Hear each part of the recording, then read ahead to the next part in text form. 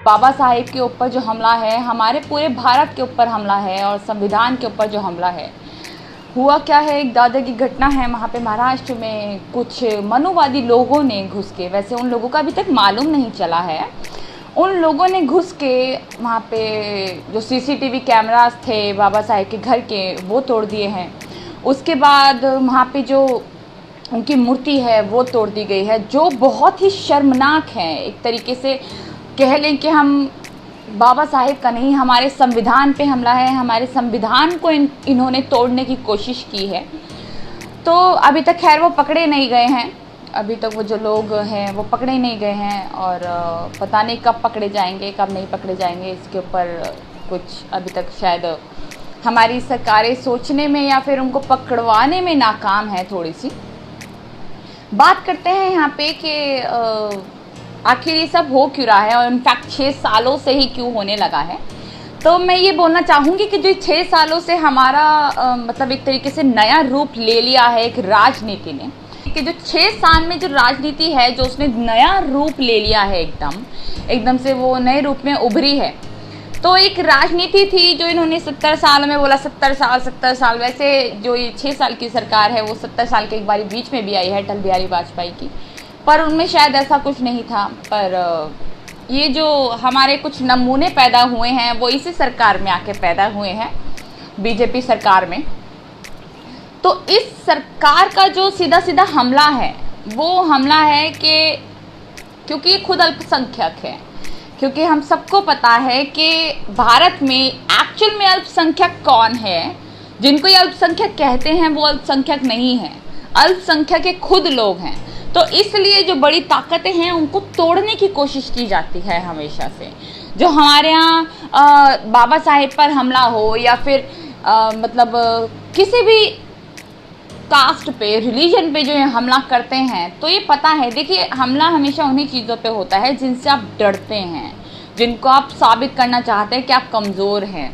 आज भी हम देखते हैं कि ये लोग दलितों को घोड़ी पर नहीं बैठने देते हैं, दलितों के साथ इतना बुरा व्यवहार करते हैं। और यहाँ तक कि हमारे प्रधान सेवक जी, हमारे झोला छाप प्रधान सेवक जी ने एक बात उनकी, मुझे एक चीज़ हमेशा इस बात पे याद आती है।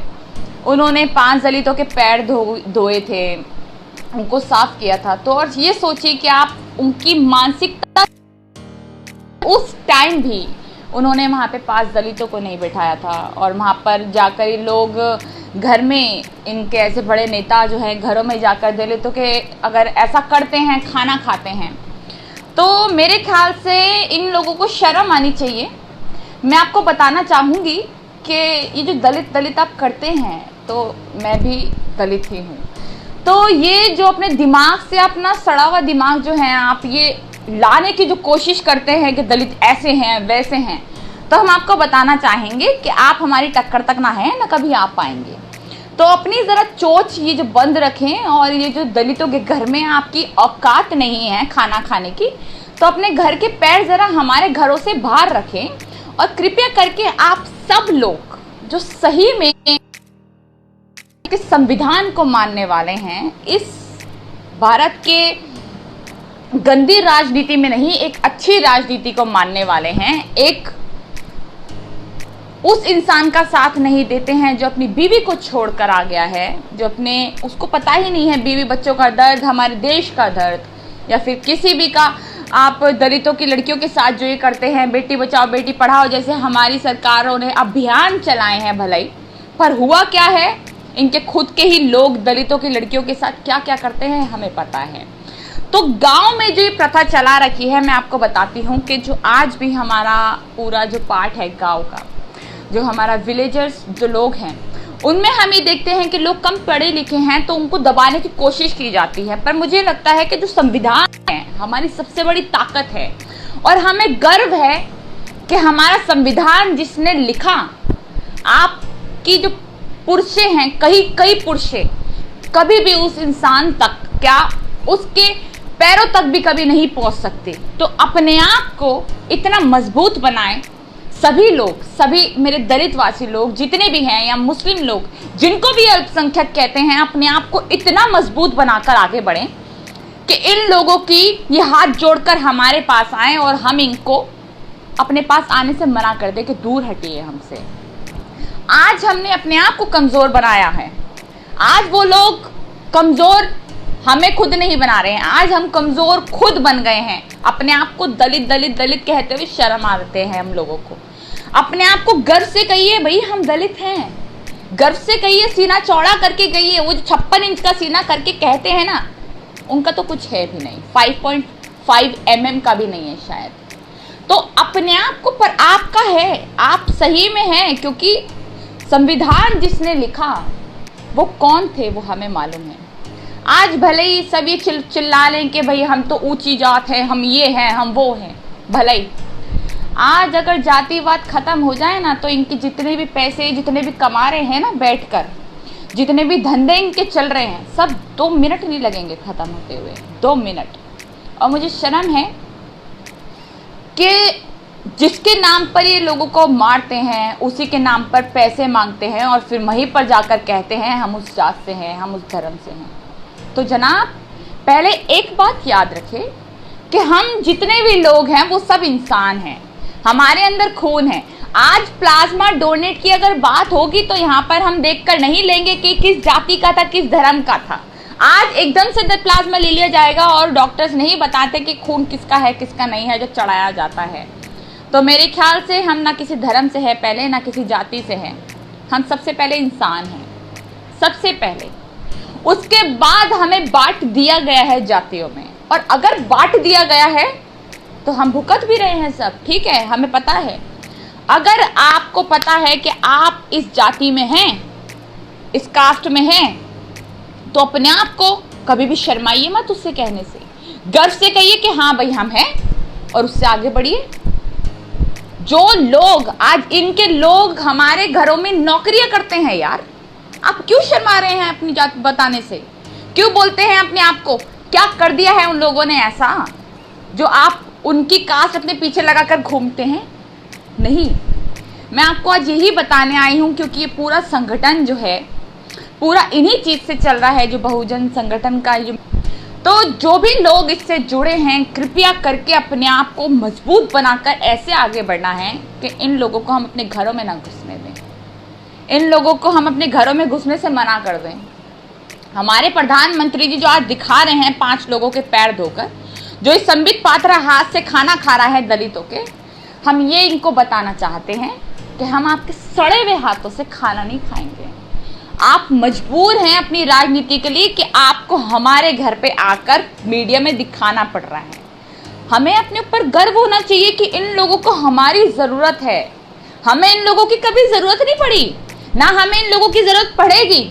ये लोग रिजर्वेशन से डरते हैं, हमेशा से ये डरते हैं इस चीज़ से, हमेशा जो ये रिजर्वेशन का नारा देते हैं, रिजर्वेशन खत्म कर दे, खत्म कर दे, खत्म कर दे, तो हम हमेशा उसी चीज को खत्म करना चाहते हैं जनाब, जिससे हम डरते हैं। तो ये लोग रिजर्वेशन से डरते हैं क्योंकि ये बराबरी से डरते हैं। इनको डर है कि अगर हम इस बराबरी पे आ गए, अगर हम लोग दलित लोग अगर इस बराबरी पे आ गए, भैया हम कहाँ से कमाएंगे?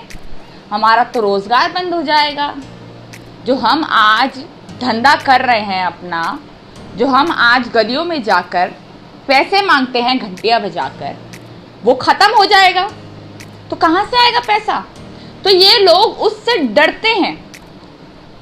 हम अगर ये लोग देखिए, कुछ लोग होते हैं जो ये कहते हैं कि भाई हम मतलब हम क्यों बताएं कि हम दलित हैं, हम तो अपनी कास्ट को, अरे गर्व से कहिए, गर्व से कह के आगे बढ़िए, गर्व से कहिए। मैं कहती हूँ सब कहिए आप कि हाँ हम हैं, और उसी रफ्तार से आगे बढ़ना है जैसे आज जो संविधान हमारे बाबा साहब ने लिखा। आज हम जैसे लोग उस संविधान को आगे बढ़ाएंगे और उस संविधान को कभी भी मिटने नहीं देंगे। ये ताकत आपको आगे लेकर चलनी है।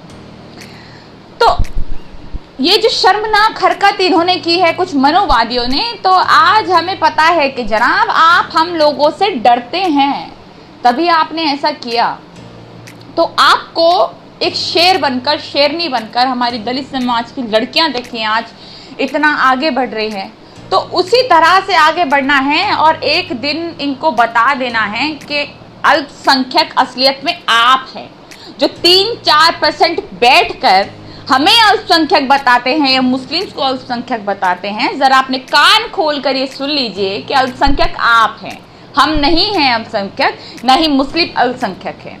तो आप है, तो आपको अगर इस समाज में रहना है तो सबको बराबरी का सोच सके समझ कर रहना पड़ेगा। आप डरिए मत। अगर इतना ही आपके अंदर डर है तो ये जो जातिवाद बना रखा है इसे बात खत्म करिए ना। इसे आप खत्म करेंगे नहीं, बट रिजर्वेशन से डरेंगे, भैया हम रिजर्वेशन खत्म करनी है। ये आपके अंदर डर हमेशा बैठा रहेगा क्योंकि आपको बराबरी से डर लगता है। तो मैं यही कहना चाहूंगी इस चैनल के माध्यम से, इस पेज के माध्यम से, कि कृपया करके अपने आप को इतना स्ट्रांग बना लें। सभी लोग, सभी मेरे दलित भाई बहन, सभी अपने आप को इतना स्ट्रांग बना लें कि हमें गर्व हो कहने पे और उनको डर लगे कि हाँ भैया इनसे डर के रहना पड़ेगा, ये लोग, इनसे कुछ बोलना बहुत ख़तरनाक है, इनसे कुछ बोलना हमें जवाब दे देंगे पलट के। आज जैसे हम लोगों से डरते हैं इसलिए गालियाँ बकने आ जाते हैं कुछ लोग। तो मैं वही कहूँगी से निकल रहा है। अब मान लीजिए कि किसी मस्जिद में ये सीन हुआ होता, मस्जिद में कोई केस हुआ होता, एक मस्जिद होती और इसका नाम विकास नहीं, इसका नाम वकास हो जाता, वकास उमर, वकास खान, इस तरह का कुछ नाम होता मान लीजिए, और मस्जिद में से वो नमाज पढ़कर बाहर आ रहा होता, तो सोचिए कि आज जो कौम है, मुस्लिम धर्म जो है, उसको कितनी बुरी तरह इस मीडिया ने बर्बाद कर दिया होता कि ये लोग आतंकवाद फैला रहे हैं, इन्होंने पुलिसकर्मियों को शहीद कर दिया है, यही आतंकवादी होते हैं, सारे मुसलमान आतंकवादी होते हैं, ये लोग तो यही करने आते हैं, ये हमारे भारत को बर्बाद कर रहे हैं। ये लोग इसी तरह की न्यूज़ दिखा रहे होते इस टाइम। तो मैं ये पूछना चाहूँगी कि अरे अकल के अंधो, ये बताओ तुम कि अगर एक इंसान मुजरिम है तो आप कहते हैं कि इस धर्म को बीच में मत लाइए, ये मुजरिम है, इसको मुजरिम की तरह ही लेना चाहिए, चाहे तो वो किसी धर्म से हो, ठीक है हम मान लेते हैं। पर अरे बेवकूफ़ो, तुम ये बताओ कि जब किसी मुसलमान, जैसे हम देख लें कि अभी जो कोरोना की महामारी में हुआ, तब आपने पूरी कौम को बर्बाद कर रख दिया कि मरकज में इन्होंने ये किया वो किया, कोरोना फैलाया, कोरोना फैलाया। जो मुजरिम है उन्हीं को बोलते कि कोरोना फैलाया। आप पूरी कौम को बदनाम करेंगे वहां पे, वो ठीक है, पर अगर उसके पीछे दुबे लगा है, चौबे लगा है, मिश्रा लगा है, इसी तरह का कोई सरनेम लगा है, तो वहां पर आप डर कर बैठ जाएंगे कि भैया सरकार जिसकी है हमारी चैनल बंद करवा देगी, हम तो इसका नाम नहीं ले सकते, हम तो बोल ही नहीं सकते कि भाई इस धर्म का है, तो उसको भी बदनाम करो, फिर उसको भी बोलो कि मंदिर से आया है तो पूरी कौम ऐसी होती है। नहीं, आप नहीं कहेंगे। क्यों? क्योंकि आप डरते हैं, आप डरते हैं उस मनुवादी सरकार से जो आपके ऊपर सर पर बैठी है। बात, हम किसी के भक्त नहीं ठहरे, हम भक्त नहीं है कि भैया जो मोदी कर रहा है वो ठीक ही होगा, मोदी जी ने क्या किया, किया ही होगा, कुछ ठीक ही होगा, जो भी किया ठीक ही करते हैं। तो हम पहली बात बताना चाहेंगे भैया हम भक्त नहीं हैं। अगर जिससे सरकार का अगर मान लीजिए हम फेवर करते हैं, अगर वो भी गलत करेगी तो हम तो गलत ही कहेंगे, हम तो गलत ही हैं भैया, गलत है वो गलत है, क्योंकि हम सच्चे लोग हैं, हम कोई भक्त नहीं है किसी सरकार के। तो ये बात याद रखें कि उस इंसान के हर एक से नाते हैं, हर एक सरकार से नाता है उस इंसान का। काफ़ी सारी सरकारें हैं, उसने चुनाव जिससे लड़े हैं, सपा बसपा बीजेपी, काफ़ी सारे लोग हैं। तो मैं यही आपको क्लियर करना चाहूँगी कि हमारे जो मीडिया ने जो धंधा कर रही है, हमारी मीडिया, हमारे भक्त जो धंधा कर रहे हैं अभी IT सेल वाला, मैंने पेज पर डाला था अपने, तो वहाँ पर ये लोग आ गए चिल्लाने काफ़ी कि तुझे तो हमने यहाँ पर देखा था। पहली बात तो ये जो गाली बकने वाले भक्त होते हैं, कृपया करके अपने घर से थोड़ा सा दरवाजे के अंदर घुसे और वहाँ पर देखे कि तुम्हें जन्म किसने दिया है। ज़रा थोड़ा सा मतलब ये नज़र मिलाओ उनसे कि तुम एक लड़की को जब गाली बकते हो, पहली बात तुम जैसे भक्तों का हम लोगों पे असर नहीं पड़ता, हमें पता है तुम कितनी गंदी नाली के कीड़े हो, तो हम लोगों पे तुम्हारा असर नहीं है कुछ। और मैं आपको ये बात क्लियर वर्ड्स में बताना चाहूँगी सभी को कि ये जो भक्त हैं, इनको खुद को नहीं पता ये कहाँ से आए हैं। ये लोग सिर्फ भौंकते हैं, सिर्फ और सिर्फ। काफी सारे लोग होंगे जिनको, काफी सारी मेरी जो लड़कियां हैं शायद वीडियो देख रही, अपनी आवाज उठाना चाहती होंगी और इनकी डर के वजह से बैठ जाएंगी कि नहीं भाई हमें गाली बकेंगे। तो ये डर कभी अपने अंदर ना पाले और निकाल कर फेंक दे, क्योंकि इनका काम है सिर्फ भौंकना, और वो भी सोशल मीडिया पे। सामने से ही कुछ करने लायक नहीं है। अगर इनके सामने 2 बंदे खड़े हो जाते हैं, जाके भाग जाएंगे कि भैया हम कहाँ आ गए, हमने किससे टक्कर ले ली। तो आपको गाली बकेंगे, कुछ भी करेंगे, आपको कास्ट के नाम पर गलत बोलेंगे, आपको धर्म के नाम पर गलत बोलेंगे, आपको हलाला ये वो पता नहीं क्या क्या बोलेंगे, आपको बोलेंगे आप तो चमार हैं, आप तो जाटव हैं, आप तो ये हैं, आप तो भंगी है। इस तरह के ऐसे तो हमारे एक्टर एक्ट्रेस भी बोलते नजर आए हैं।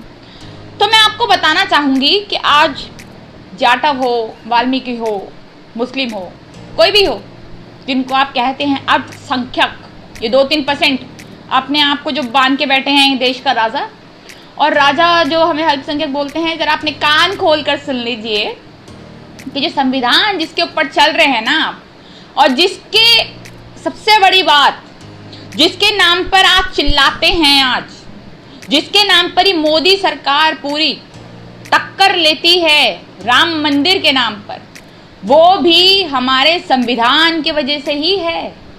अगर हमारा संविधान ना होता तो सुप्रीम कोर्ट का ये फैसला भी ना होता। आज आपका राम मंदिर हमारे संविधान के वजह से है। आज आपका, जिसके नाम पर आप इतना खुश हैं, उसके बारे में आप समझ लीजिए जनाब। राम मंदिर है, अच्छी बात है, आप खुश रहिए, आप खुश रहिए, अपने ठिकाने ले लीजिए। अगर आपको कुछ मतलब इससे खुशी मिलती है, ठीक है, हम आपकी तरह वो नहीं है जो हम चिल्लाए हम ये है हम वो है। तो आपको अगर नाम की खुशी मिलती है, ठीक है, पर अगर आप उसी संविधान को तोड़ने की कोशिश करेंगे तो कान खोलकर ये सारे मनुवादी लोग सोच लीजिए कि हम किसी से कम नहीं हैं, और हम लोगों के अंदर आपसे टक्कर लेने की नहीं, आपको अच्छी तरह जवाब देने की ताकत है। हम लड़कियां हों, हम लड़के हों, या कोई भी हो, देश के हर बच्चा अपने आप को गर्व से कहे आज कि हाँ मैं इस जाति से हूँ, दलित हूँ, इस जाति से हूँ, कि आज जिस इंसान ने संविधान लिखा हमारे बाबा साहब ने, जिसके वजह से आज इस धरती पर हम हैं, जिसके वजह से भारत पूरा चल रहा है, कि हाँ हम उसी से हैं और हम खुश हैं। अगर आपने अभी तक हमारा चैनल सब्सक्राइब नहीं किया है तो सब्सक्राइब करें और घंटी का बटन बिल्कुल भी दबाना ना भूलें, ताकि सभी लेटेस्ट खबरें पहुंच सकें आप पे सबसे पहले।